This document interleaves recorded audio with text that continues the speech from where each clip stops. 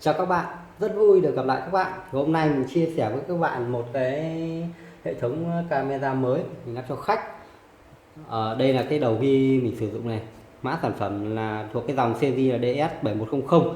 Có mã sản phẩm của nó là 7104LI trừ Q1 gạch 4P.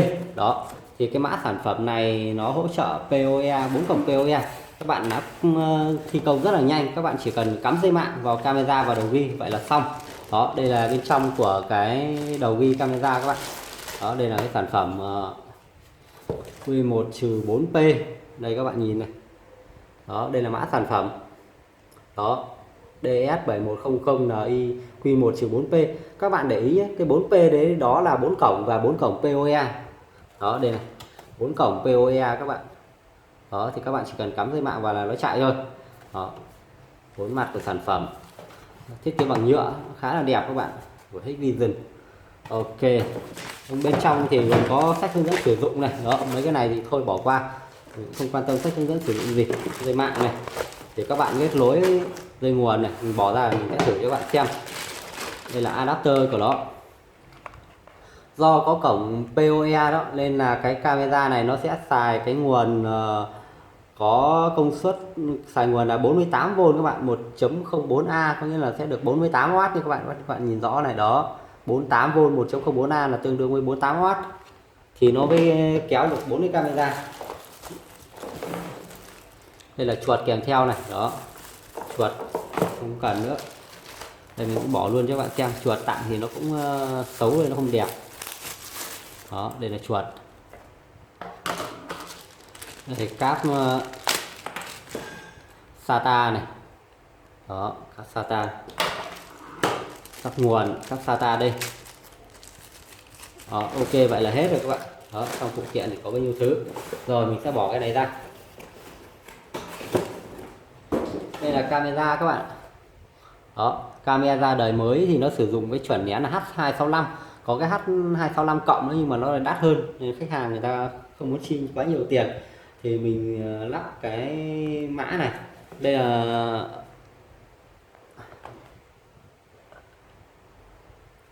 đó, các bạn nhìn không, đây mã sản phẩm này DS2CD1023G0E-I. Đó, đây là mã sản phẩm,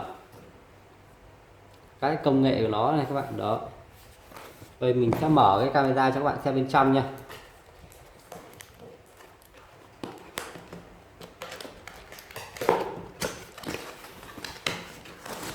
Đây, bên trong camera thì gồm có một cái này để các bạn dán lên tường của các bạn khoan thì nó sẽ chuẩn hơn. Đó, sẽ tiết kiệm thời gian cho các bạn. Đó, đây là đinh vít này, nó đầy đủ hết rồi, các bạn chỉ việc mua về khoan là xong. Cái này là cái vắc để chống nước cho các bạn. Đó, vắc chống nước. Lát nữa lắp thì mình sẽ nói kỹ hơn về cái này. Đó, đây là dây PoE, các bạn có thể cấp nguồn 12V vào đây được luôn nhá. Đó, đây là cam của chúng ta. Đấy, cái thế hệ một cam mới giờ thì một số mã nó dùng cái vỏ nhựa các bạn, vỏ nhựa để tiết kiệm chi phí mà, nhưng mà chất lượng cũng khá là ok. Đó, cam rất là đẹp các bạn, khá là nhỏ. Rồi, vậy là hết rồi. Rồi, tiếp theo là ổ cứng. Tất nhiên để lưu được thì bạn cần phải có ổ cứng. Thường thì mình sử dụng cái ổ cứng Western tím đó, nhưng mà do là đang hết hàng thì mình xài tạm ổ Toshiba các bạn. Đó, các bạn nên mua những ổ chuyên cho cam nha, chuyên dành cho camera đó thì nó sẽ ok hơn. Rồi, và không thể thiếu đó là dây mạng. Đó, đây là cái dây mạng các bạn.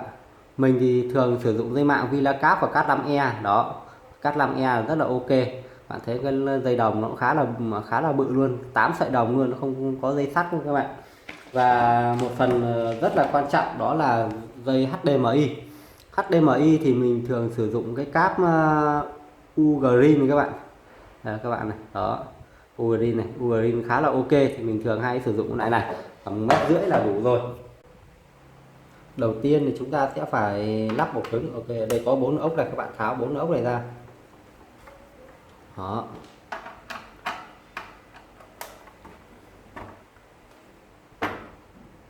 rồi sau khi tháo 4 con ốc đó thì các bạn sẽ nhấc đầu ghi ra. Đó, các bạn dùng này bạn nhấc ra. Đây, Rồi các bạn sẽ đặt ổ cứng, đầu tiên các bạn sẽ gắn dây này, nó chưa quen ấy, thì các bạn sẽ gắn dây vào như này nó dễ hình dung nhá. Đây các bạn sẽ gắn dây nguồn vào đây. Đó, đây là cáp SATA này. Đó, các bạn sẽ gắn dây nguồn với cáp SATA, nó sẽ được như thế này. Các bạn sẽ ướm ổ cứng vào đây, bạn thấy không, bạn ướm vào đây, bạn gắn này, các bạn gắn vào thế này.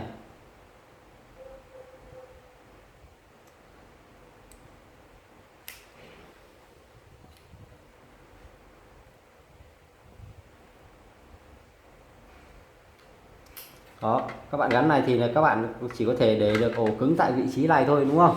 Thì chúng ta sẽ dùng cái ốc vào đây, chúng ta bắt nó vào.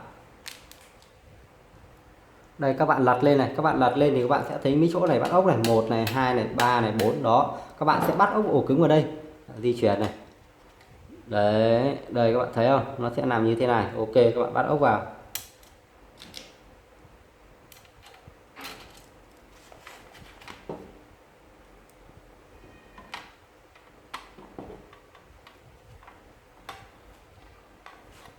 Đây các bạn bắt ốc vào đây.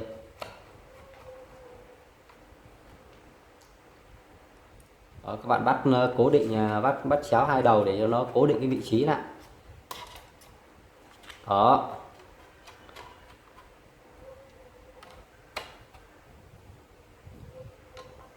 Đó. Các bạn bắt lốt hai con ốc còn lại ở hai vị trí này nữa, vậy là xong. Rồi để gắn nắp đấy thì các bạn để ý này, nó có cái rãnh nhỏ nhỏ này đó, thì các bạn sẽ cho cái rãnh vào đây như này, bạn đặt vào đây. Đó. Thế này, vậy là xong. Sau đó thì chúng ta sẽ tiến hành bắt vít lại. Đó, bây giờ chúng ta bắt vít lại, thế là xong. Đó, rất là đơn giản đúng không? Các bạn sẽ bắt 1, 2, 3, 4, bắt hết thế là được. Rồi, bây giờ là chúng ta sẽ kết nối nguồn vào đây. Ok, dây nguồn.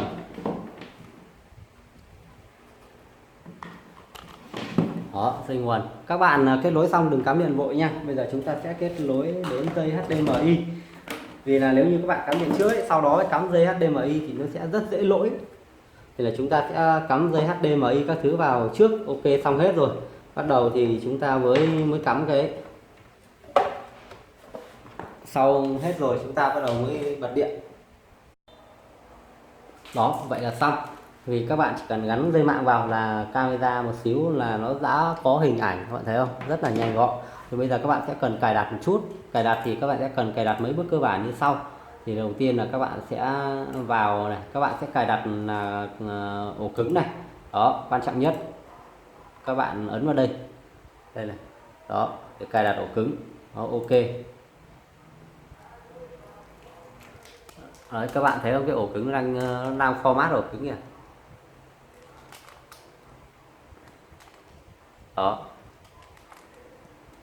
đó đang format ổ cứng thì các bạn chờ một lát nó sẽ hoàn thành, vậy là được. Ok, trạng thái là bình thường, thế là được. Rồi tiếp theo, sau khi cài đặt ổ cứng thì các bạn sẽ back lại, bạn lùi lại, các bạn ấn vào G-code này này. Đó, các bạn cài đặt chế độ ghi camera, các bạn chọn parameter này. Đây. Đó, các bạn chọn vào đây, chọn parameter này.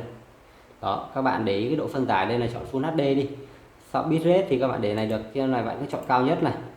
Khung hình các bạn chọn 8 đi, 8 megabit để quay lại cho nó nét. Đó, và ở đây này, video encoding này thì các bạn chọn cái chuẩn nén là H265 nhé. Vì cái camera này nó hỗ trợ chuẩn H265 này. Đó, các bạn thấy ở đây này. Đó, 265 này thì các bạn sẽ chọn ở đây là 265. Các bạn chọn đồng ý. Ở cái luồng phụ ấy, luồng phụ thì các bạn chọn cái độ phân giải là VGA là được rồi.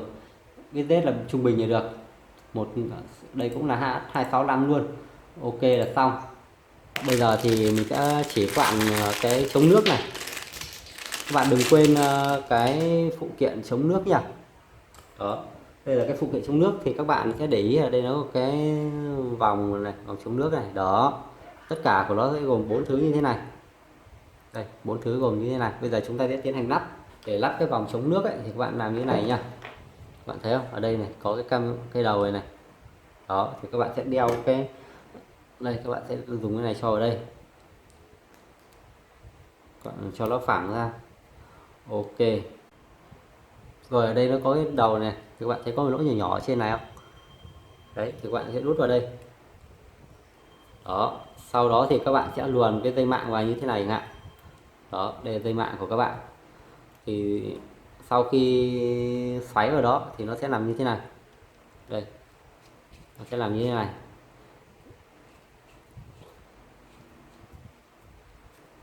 Đó, nó nằm như này và nó sẽ có tác dụng chống nước ở đây. Thì cái đầu còn lại thì các bạn sẽ gắn vào này. Đó, gắn dây gắn vào đây. Đó, sau khi dây mạng đút vào thì nó sẽ gắn vào như thế này. Đó, vậy là xong. Rất là đơn giản đúng không các bạn?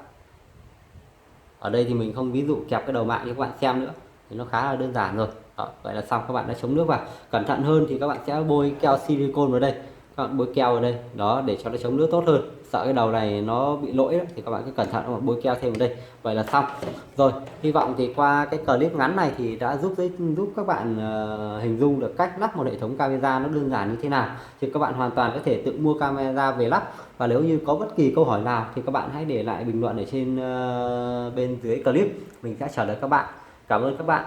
Chào các bạn, hẹn gặp lại các bạn ở trong các cái clip tiếp theo.